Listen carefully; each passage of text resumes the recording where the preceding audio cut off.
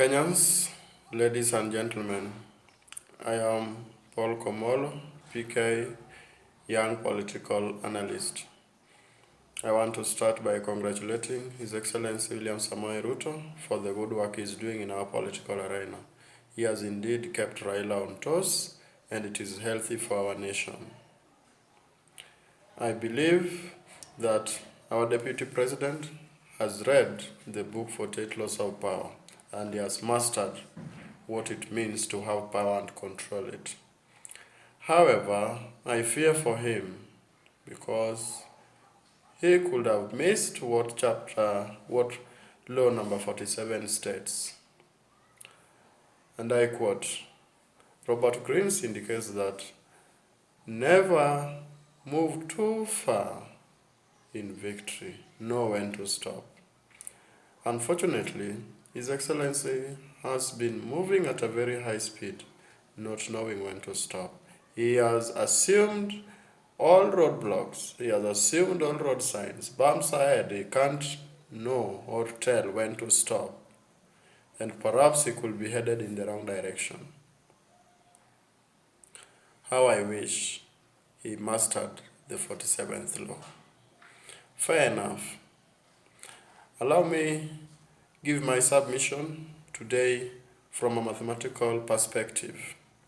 Our succession has been designed to happen in a manner, and as I've always mentioned, nothing happens by chance in politics. Everything happens because it is designed so. If you look at the year 1964, when we got independence, Kenyatta came to power at the age of 67. In 1978, Moi came to power as the second president at the age of 54. In the year 2002, President Kibaki came to power at the age of 71. And in the year 2013, President Uhuru came to power at the age of 54. Mathematically, we say that there is some suicidal cycle or trend or pattern, depending on which term suits you best. Going by this suicidal pattern, it is evidence that anytime we are having succession, it is either from 70 to 50 or 50 to 70. In 1978, it moved from 70s to 50s. In 2002, it moved from 50s to 70s. And in 2013, it moved from 70s to 50s. And therefore, as mathematicians, we can state with confidence that the next president may be taking over at the age of 70s. And your guess is as good as mine that who our fifth president could be. Thanks so much, and let us subscribe to support Herman Manyora's channel. I'm PK, young political analyst. Yeah, good afternoon, Professor Manyora. Long time no see, those are good days. And to the other esteemed viewers, this is my point of view regarding who will be the next president of Kenya. So much has been said on why Raila will be the next president, but me have a different point of view. And before I tell you who will be the next president of Kenya, let me give you a short story, just a short one.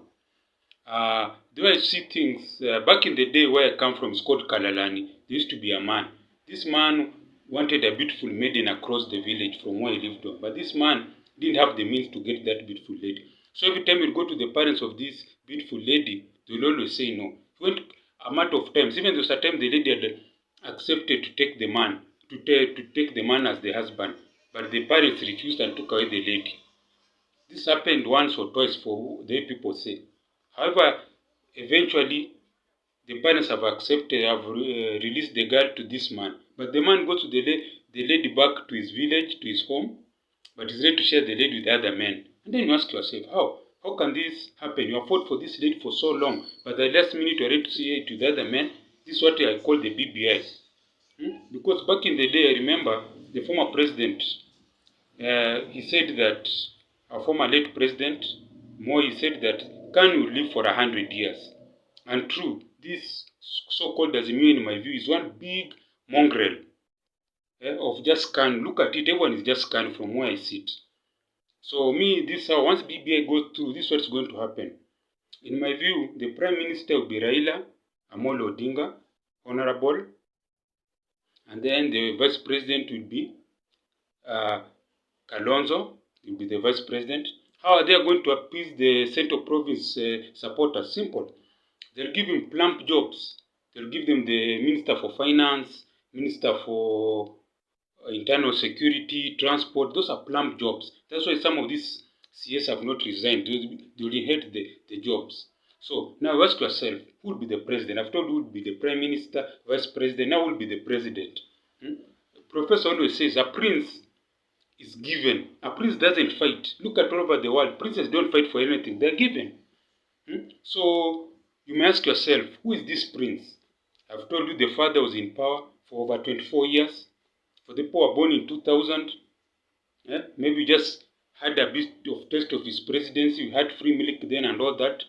But now let me tell you who will be the next president of Kenya. And you can take this to the Shamba and get returns in terms of fruits or whatever you take. So the next president of Kenya, and you can take this to the Shamba, they have said, is no other than Gideon Kapsieli Toet Moi. And those are my views.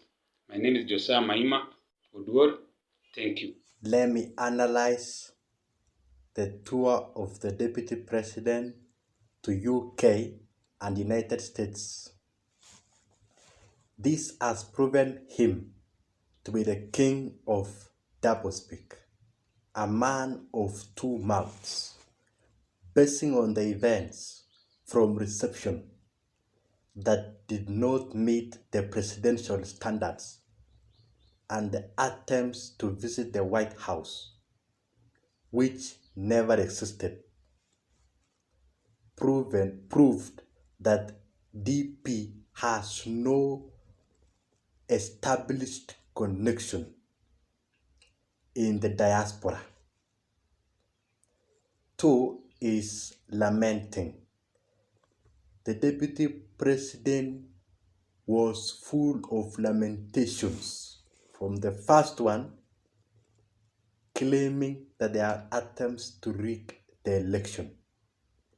He has been bragging that he has the system, he has the deep state, that he has God, despite the other side having the system. But what he claimed outside, that there will be plans to rig, that means he's not confident of his strategy. There was punching bags. The DP directed his attacks or claimed that those could be the problems of the failures of the government. The one that came out clearly was the handshake that gave birth to the BBI and the reggaes that disrupted the Big Four agenda and any other Jubilee administration business. These claims and punching bags gave birth to the doublespeak. It showed that DP was the king of doublespeak. Paradox. Number one, claiming that the government is some mongrel, yet he is in the same government. Two, claiming or possessing successes of the government while abandoning the failures, distancing himself from the failures of the government. He could not fail to mention the BBI and the handshake. All were the causes of downfall of the government. The effects of all these things proved that the visit was unnecessary because it was full of lamentations. The visit actually had no any benefit in his game plan for 2022. In fact, at some percentage, the diaspora votes were lowered. But the fact that must be appreciated is that it kept him relevant despite being outside the country. No media house could fail to air his speeches, addresses from outside. So he remained relevant despite being outside. What the DP should do is to avoid overconfidence and too much boldness. That tongue might ruin his vision. It might summarize all his efforts into zero. So let the deputy president limit his tongues, reduce his boldness, and I think he will move far. That is the analysis for today.